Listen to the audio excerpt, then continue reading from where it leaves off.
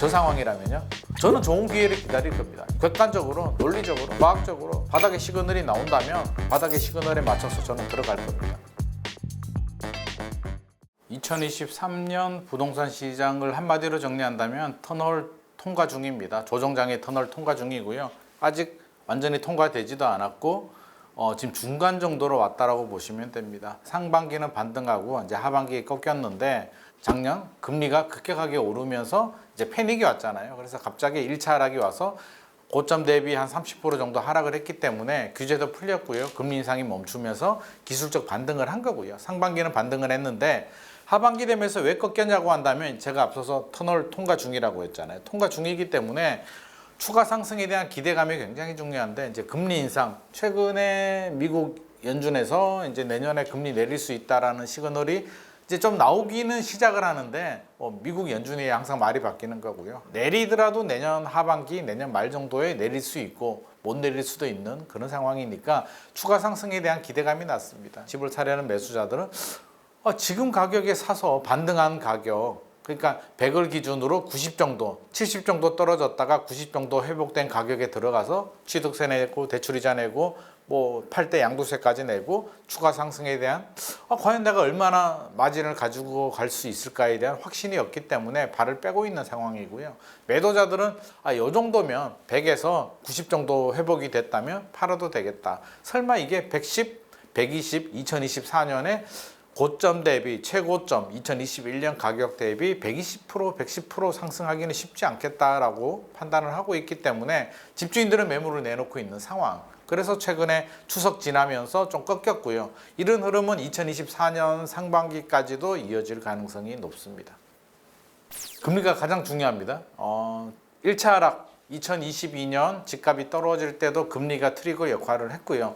반등을 하거나 반대로 추가 하락이 있을 때도 아마 트리거 역할을 금리가 할 가능성이 굉장히 높습니다. 물론 금리가 집값하고 반비례하는데 과거 사례를 보면 금리가 오른다고 해서 집값이 무조건 떨어지고 금리가 내린다고 해서 집값이 무조건 오르는 건 아닙니다. 주택가격을 결정하는 건 여러 가지 요인들이 있죠. 저평가가 되었느냐, 수요가 풍부하냐, 공급이 부족하냐, 규제가 풀려 있느냐, 오를 때가 됐느냐, 뭐 버블이 제거됐느냐 여러 가지를 가지고 판단을 하는데 그 중에 하나가 금리 인근은 맞는데요. 2022년에 1차 하락 때 왜 금리가 직접적인 타격을 줬냐면 서울 집값이 2015년에서 2021년 7년 정도 상승을 했거든요. 내려갈 때가 됐는데 우리는 예상하는 범주가 있습니다. 범주 내에서 움직이면 우리가 충분히 준비를 하고 생각을 하는데 그 예상 범주를 벗어나게 되면 우리는 공포에 휩싸이거든요. 패닉이 오거든요. 어디로 흘러갈지는 모르기 때문에 이성적인 판단을 하지 못하고 이제 공포가 지배가 되는데 2022년이 그런 상황이었습니다. 금리가 언제까지 오르지? 제로금리에서 1년 만에 고금리 미국이 5.5%까지 올랐고 한국은행은 3.5%까지 올랐기 때문에 아마 패닉이 오면서 금리 인상 속도가 심리에 영향을 주면서 집값이 떨어진 거고요. 이제 금리가 더 내려가지는 더 올라가지는 않을 것 같습니다. 그러면 사람들이 언제 내릴까? 금리를 보는 포인트는 세 가지인데요. 일단 멈추느냐, 멈췄다면 얼마나 오래 멈추느냐, 내린다면 언제 내리고 얼마나 오랫동안 금리가 빨리 또는 오랫동안 내려서 저금리를 언제 가느냐를 봐야 되는데 이제 올라가는 거는 어느 정도 멈춘 것 같고요. 내려가는 게 2024년 상반기가 될지 2024년 하반기가 될지가 중요한 포인트가 되고요. 뭐 상황에 따라서는 2025년으로 갈 수도 있습니다. 한국은행은. 그러면 0.25%포인트 25bp 내리더라도 시장에서 원하는 건 대출금리가 2%대 정도 저금리를 원하고 있고요. 그러면 기준금리는 2% 초반이나 2% 이하로 내려와야 되는데 현재 3.5%에서 언제 내려와서 과연 우리가 원하는 2% 초반, 2% 이하 기준금리로 내려올 수 있을까? 인하가 시작되고도 제 생각에는 한 2, 3년 정도 오히려 더 오래 걸릴 수도 있고요. 어떤 상황이 발생할지도 모르는 이런 불확실성이 있기 때문에 당분간 금리 때문에 한국은행이 금리를 급격하게 내리기는 좀 쉽지 않을 것 같습니다. 그렇게 본다면 2024년 부동산 시장이 큰 폭으로 반등하기는 쉽지 않겠다라는 생각이 들고요. 우리 예상과는 다르게 만약에 금리가 올라버린다. 0.25 정도 올라버린다고 한다면 진짜 다시 큰 폭의 하락으로 내려갈 수도 있습니다. 그래서 금리가 지금 굉장히 중요한 포인트고요. 일단 베스트 시나리오가 내년에 3번 금리 인상 내린다라는 지금 이야기가 나오고 있는데 희망사항대로 3번이 내렸을 때 한국은행은 비로소 한 번 정도 내릴까 말까가 가능한 수준이기 때문에 내리더라도 2024년 내년 말 정도 또는 2025년 초 정도로 예상되기 때문에 당분간은 금리가 직접적인 큰 변수는 되지 않을 것 같고요. 하지만 금리 변동은 중요하기 때문에 우리는 예의주시를 해야 될 것 같습니다. 전세는 나눠야 됩니다. 어떻게 나누냐면 아파트와 비아파트로 나눠야 되고요. 비아파트, 이제 대표적으로 이제 우리가 빌라라고 하는데 빌라 시장은 2024년에도 어렵습니다. 왜? 빌라는요, 아파트하고 구조가 좀 다릅니다. 전세 가율이 한 90% 정도 되거든요. 전세 가율이라고 한다면 매매가 대비 전세 가격의 비중인데 90% 정도 된다는 얘기는요, 우리 세입자들, 임차인들의 마지막 권리가 확정일자 받고 대항력을 갖춘 다음에 전입신고하고 이사가고 확정일자를 받아서 우선 변제권을 가지게 되면 집주인이 전세금을 돌려주지 않으면 판결을 받아서 이제 경매를 넘기게 되는데요. 전세가율이 90% 정도 되면 사실은 전세금 못 건집니다. 경매 넘어가도 전세금을 못 건지기 때문에 깡통 전세가 되는데요. 기존에는 전세 가격이 계속 올라갔기 때문에 당연히 돌려받을 거야 라는 생각을 가지고 있었는데 이제 2022년에 그 신뢰가 무너졌잖아요. 전세금 못 받을 수도 있겠구나. 전세가 위험한 구조적으로 불안정한 메커니즘이라는 걸 우리가 깨달았기 때문에 불안한 마음을 가지고 있는데 아파트 같은 경우는 전세 가율이 50%입니다. 집주인이 전세금을 돌려주지 못해도 전세 가격이 떨어져서 역전세가 생기죠. 전세 가격이 떨어져서 돌려주지 못하는 현상을 역전세라고 하는데요. 아파트는 경매 넘기게 되면 전세 가율이 50% 정도 되기 때문에 전세금 건집니다. 그냥 좀 번거롭고 귀찮을 뿐이에요. 위험하지 않습니다. 근데 빌라는 위험합니다. 그런데 지금 전세 사기들도 막 생기고 있잖아요. 뭐 100채, 몇백 채씩 해서 수백억씩 막 사기 피해자들이 아직도 진행 중이기 때문에 빌라 시장은 안전한 전세 계약이 확인되기 전까지 지금 사실 불안하잖아요. 빌라 전세 계약하려면 불안하니까 우리는 불안하면 어떻게 선택을 해야 되나요? 첫 번째, 안 하는 방법. 전세 계약을 안 하는 겁니다. 안 하면 어떻게 되죠? 월세 계약을 하거나 아파트 전세 시장으로 들어오거든요. 안 하는 방법을 시장의 수요자들이 지금 선택을 했습니다. 정부는 확인해라, 집주인의 세금 체납 사실을 확인할 수 있게 해주겠다, 뭐 전세 가율을 확인해라고 하는데 사실 사회 초년생들이 전세 사기 하시는 분들이 중개사들 일부겠지만 가담한 중개사들이 거짓말을 한다든지 작정하고 함정을 파고 사기를 한다면 사회 초년생들이 아무리 알아보더라도 쉽지 않거든요. 그래서 회피를 합니다. 아파트 같은 경우는 이제 상황이 달라집니다. 2022년은 매매 전세가 동반 하락을 했습니다. 금리가 갑자기 급격하게 오르면서 전세 대출 이자가 2배 정도 올랐거든요. 2배 정도 오르다 보니 전세보다는 월세가 유리한데? 라고 하면서 이제 아파트의 월세 시장으로 많이 유입이 됩니다. 월세 가격은 올랐고요. 전세 가격은 떨어졌는데 최근에 이제 어떤 상황이 발생을 하냐면 물론 2022년에 이제 그런 상황이 발생했는 배경에는 2020년, 2021년에 2+2 계약갱신 청구를 하면서 왜곡된 가격이 어떤 그 분기점이 됐죠. 그게 2년이 지나면서 계약갱신 시점이 되는데 마침 금리가 오르면서 이제 전세 가격이 큰 폭으로 하락을 했는데요. 2024년 시장을 본다면 저는 아파트는 이제 위기가 끝났다. 전세는 위기가 끝났다라는 말씀을 드리고 싶은데 왜 그러냐면요. 이제는 전세가 월세보다 유리해졌습니다. 아파트는. 그러면 수요가 늘어나죠. 또 최근에 매매 시장이 주춤하고 있단 말이에요. 추석 지나고 주춤하고 있는데 아마 설이 지나도 반등하기는 쉽지 않을 것 같습니다. 이런 하락세가 이어진다면 불안한 수요자들이 매매 시장에서 전세 시장으로 유입이 됩니다. 전세 수요가 늘어나죠. 거기에 빌라 시장에 불안한 수요자들이 또 아파트 시장으로 들어오기 때문에 늘어납니다. 수요는 늘어나는데 전세 수요는 늘어나는데 공급은요. 공급은 줄어듭니다. 새 아파트가 매매, 전세 모두 다 영향을 주는데 전세에 더 많은 영향을 줍니다. 입주 물량에. 그 매매 시장 같은 경우는 입주 물량이 부족하더라도 집주인이 뭐 매물을 불안한 마음에 내놓게 되면 공급이 늘어날 수는 있는데 전세 같은 경우는 그런 시장이 아니거든요. 2024년 서울 아파트 입주 물량을 보면 2023년보다 올해죠. 2023년보다 한 반토막 정도로 내려갈 것으로 지금 예상이 되고 있기 때문에 공급은 줄어들고 수요는 늘어난다. 결국에는 아파트 전세 가격은 올라갈 가능성이 굉장히 높다. 단 지역별로 좀 편차는 있을 것이다.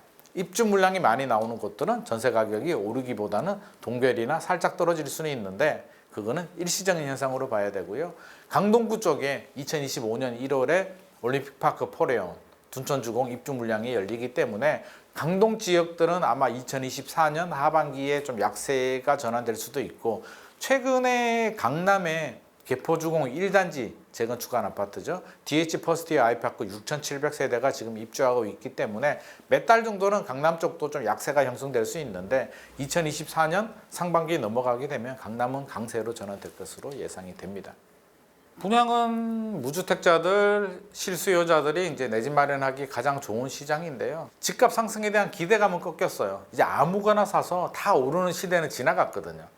우리가 선곰후당이라고 하잖아요. 먼저 고민하고 일단 나중에 당첨되자인데 한 2020년, 2021년만 하더라도 선당후곰이잖아요. 일단 모르겠고 일단 당첨이 되고, 당첨이 되면 좋은데 당첨되면 프리미엄이 3억 5억 오르고, 덜 좋은 거 좀 상대적으로 좀 경쟁력이 약한 분양단지 당첨이 돼도 5천만 원, 1억은 오르니까 일단 그냥 무조건 청약을 하자라는 분위기였는데 지금은 그런 분위기는 아닙니다. 옥석 가리기, 경쟁력을 따지기 시작했기 때문에 분양 시장도 첨예하게 이제 경쟁력으로 움직입니다.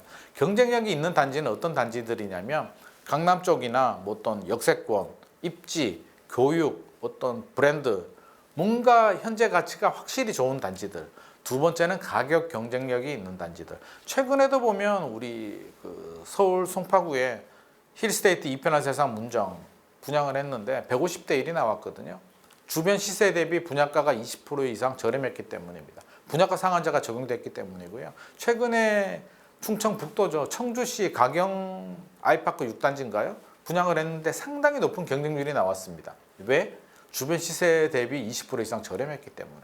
가격이 저렴하면 많은 수요자들이 몰립니다. 뉴홈, 윤석열 정부의 공공분양 브랜드인 뉴홈에도 많은 사람들이 몰리고 있거든요. 왜 몰리느냐? 입지가 좋고 가격이 저렴하기 때문입니다. 그래서 2024년 분양시장은 경쟁력이 있는 단지들로 많이 몰릴 것이다.